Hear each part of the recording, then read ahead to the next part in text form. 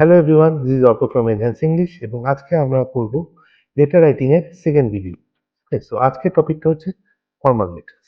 So let's have a look. So formal letter basically কি?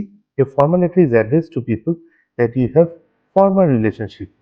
তো basically আপনি এই মানুষটাকে চেনেন না, জাস্ট তাকে ইমেল করছেন for some particular reasons. Okay, এই কেসে সাধারণত কি হয়?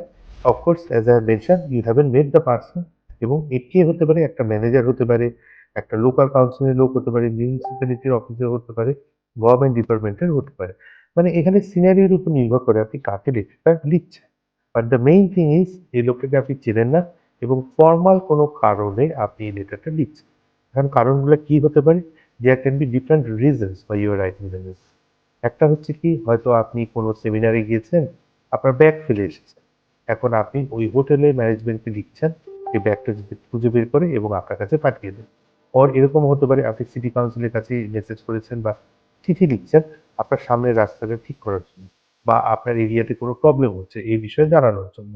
আর এরকম হতে পারে জবের জন্য আপনি কোথাও অ্যাপ্লাই করছেন, সো ম্যানেজারের কাছে আপনি সেই জব বিষয়ে জানতে চাচ্ছেন।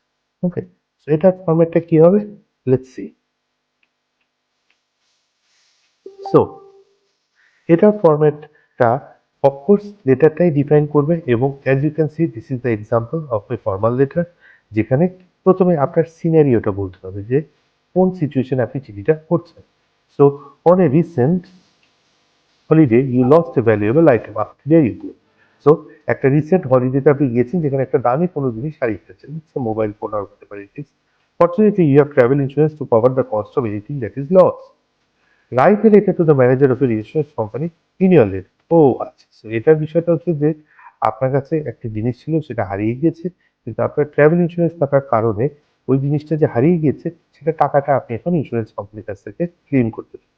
সো এখন যে চিঠিটা লিখতে হবে ইন্স্যুরেন্স কোম্পানির কাছে, এবং সেই চিঠিতে কি বর্ণনা করতে হবে? যে আইটেমটা আপনি হারিয়ে গিয়েছেন, কেমন করে হারিয়ে গিয়েছে, এবং ইন্স্যুরেন্স কোম্পানিকে বলতে হবে যে আপনি কি চান তাদের কাছ থেকে। So basically as you know, insurance company একটা জিনিস হারিয়ে গেছে, তাদের কাছ থেকে টাকা চায়। সো এটাই হচ্ছে এই তিনটা স্টেপ। তিনটা প্যারাগ্রাফে আপনাকে ভেঙে দিতে হবে, এবং ভেঙে দিয়ে আপনি যখন লিখবেন এটা, তখন এটা direct and to the point লিখবেন। ইফ ইউ রিকল, আমাদের লাস্ট ভিডিওতে আমরা ইনফর্মাল লেটার নিয়ে বলেছিলাম যে ডিআর দিস। এখানে কিন্তু আপনি যেহেতু লোকটাকে চেনেন না, আপনি ডাইরেক্টলি স্যার অথবা ম্যাডাম দিয়ে শুরু করতে পারবেন, এবং যখন শেষ করবেন তখন কিন্তু জাস্ট আপনার রিগার্ড দিয়ে আপনার নামটা দিয়ে দেবেন। তো it's very straight forward and formal languages, এবং অন্য কোনো আলাপ আপনি এখানে করতে পারবেন না। ফর এক্সাম্পল, ট্রিপে গিয়েছেন, ট্রিপটা ভালো ছিল, ইত্যাদি ইত্যাদি, এইসব কিছু না। Short and to the point দিয়ে আপনি চিঠিটা পড়বেন এবং লিখে দিয়ে দেবেন। মেক শিওর করবেন এই প্যারাগ্রাফগুলো যেভাবে ব্রেক করবেন সেটার সাথে যাতে কোশ্চেনের মিল আসে। Okay, so that takes care of our formal letters. In the next video, we'll talk about informal letters.